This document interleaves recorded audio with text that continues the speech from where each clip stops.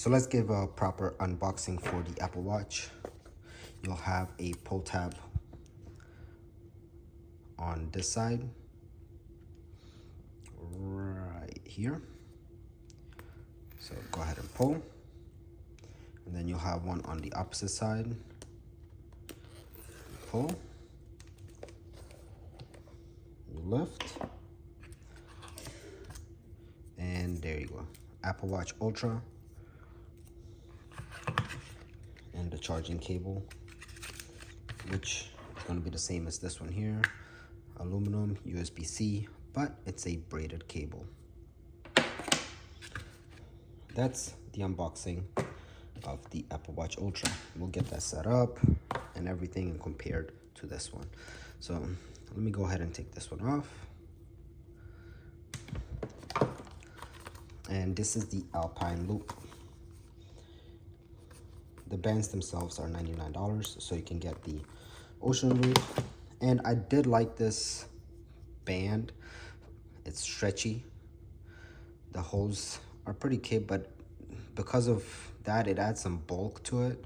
It's not as flush as the other bands are, so it does stick out. And then when you do have it connected in the mechanism, like that, this part will stick out a little bit. So this can get caught on some clothing and other things. So if that irritates you, this might be a problem. But just because of it's on the thicker end, so you might have to adjust it maybe even more. This is as much as you can adjust it, where it would be in the last connector.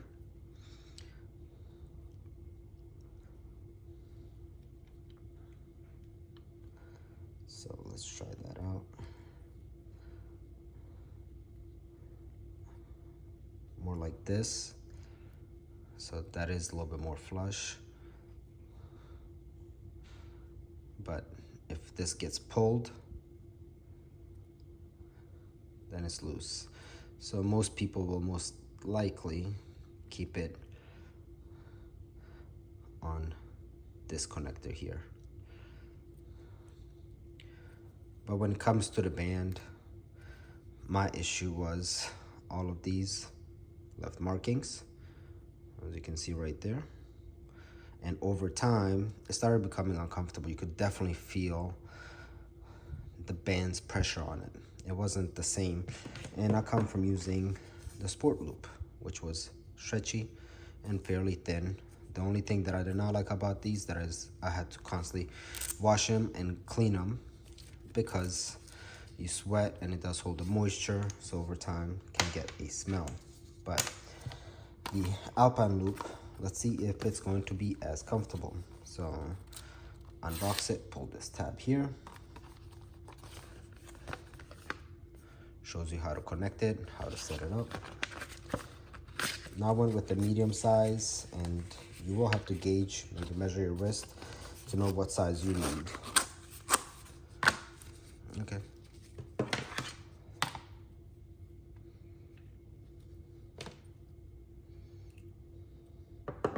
This is also a 2-part connector, single piece. And there is a weight difference. This feels much thinner. There's a little bit of a stretch, nothing too major. Titanium hook, this is the G hook. Titanium connector there. This has titanium connector here and here. Now, this is the other thing that I wasn't a big fan on this watch with this band, but that's just me. And when you have your watch on like this and you're going to connect it, now you're in this position. So you have to grab it, move it through here, pull. Once you're here, it's fine. Connect it. Right? Perfectly good. Gym and other things, you can adjust it.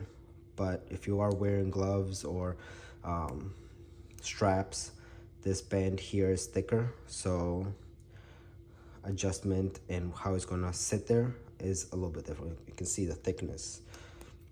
But putting it on like this right here and doing this, if this finger slips or anything like that, your watch can fly off in the process of it getting put on. So if you're doing it in the morning, you're tired, chance of it falling out of your hand or in the floor, just trying to get that first loop, it could be an issue for some users, but everybody's different. How this one works here is that this G hook will connect to it into the right spot like that, and then it'll sit on your wrist. And it gives you the instructions right here.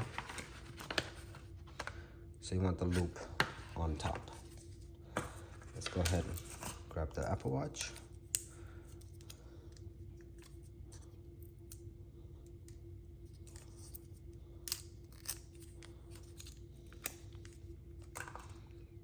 Okay.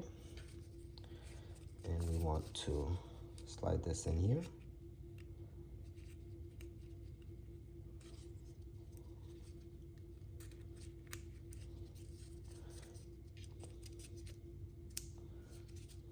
There you go.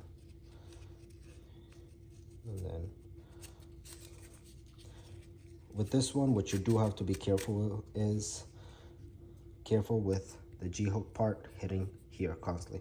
So if you're gonna do it, don't take it all the way down. Take it a couple of levels down.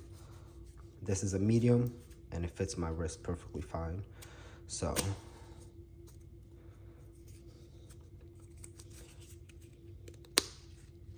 see how the adjustment is.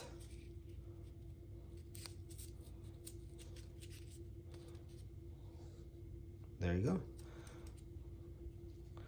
This one is definitely lighter and more comfortable than this one.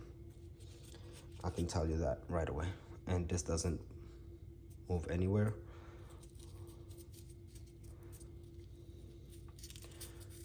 If you had previously a sports loop and you want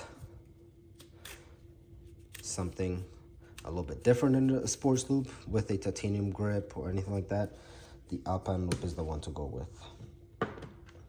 Now let's compare the thickness between these two.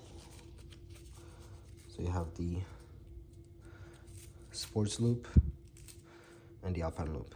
The Alpine Loop is thinner, so hopefully this one will dry faster, maybe might even hold less moisture.